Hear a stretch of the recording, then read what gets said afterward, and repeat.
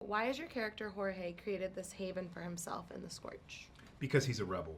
He refuses to bow down to the cranks or allow them to get him and infect him. He refuses to be a part of the system that he knows is a betrayal. He knows that they're going to suck everything they can out of every person they can to save themselves. So, and Jorge's a tough guy. He's a badass. He can't go against Wicked, but at least he can create a safe haven for he and the person he's trying to save, Brenda. Okay, and then Rosa, can you talk about Brenda's relationship with Jorge? Sure. I haven't been able to talk about that today, actually. I just realized, I just got asked that question. Jorge, I love how sort of ambiguous it is, in a way.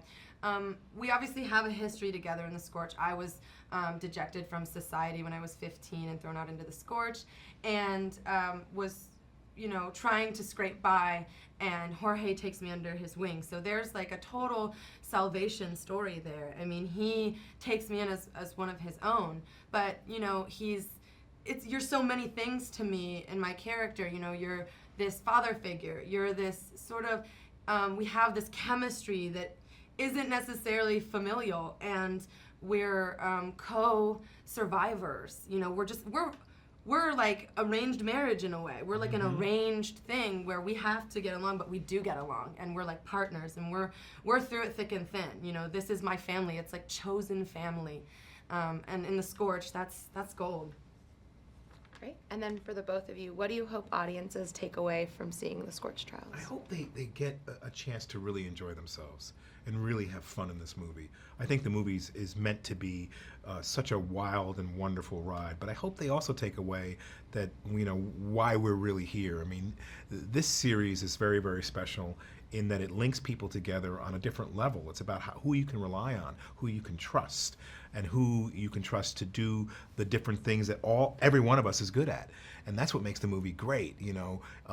We're looking for a leader, we're looking for a protector, we're looking for someone to deal with logistics, we're looking for people who are physically stronger than others to run ahead and scout. This is how the world's going to get saved. And in our world of the Scorch, it gets saved by people working together as a family, as one, and knowing their strengths and also knowing their weaknesses.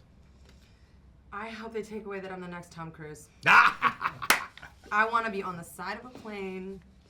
No, I echo all of those sentiments. I hope that, I feel like our fans are very emotionally intelligent, like they're able to, invest themselves in these characters to the, congratulations of James Dashner, but they're able to open up to these characters, and I think it's because they themselves are sort of looking for that hope, and they're asking those same sort of internal questions.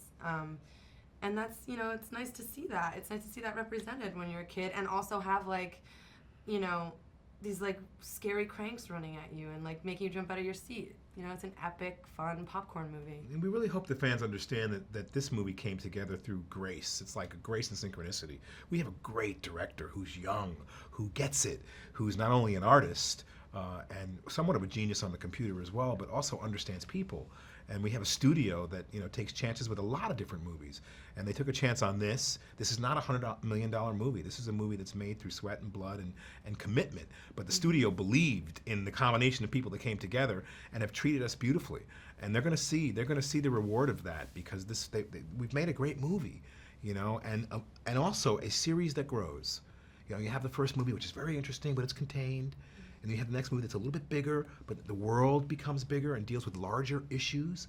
And then we're going to have a third and a fourth movie that are going to be equally as exciting. The number one thing is entertainment here. But then when you sprinkle all these other, mythological little viewpoints in there, it becomes something else. It becomes something you can go, wow, wait a minute, I got to sit up and really, really look at this. Is this reflective of our world? Could be.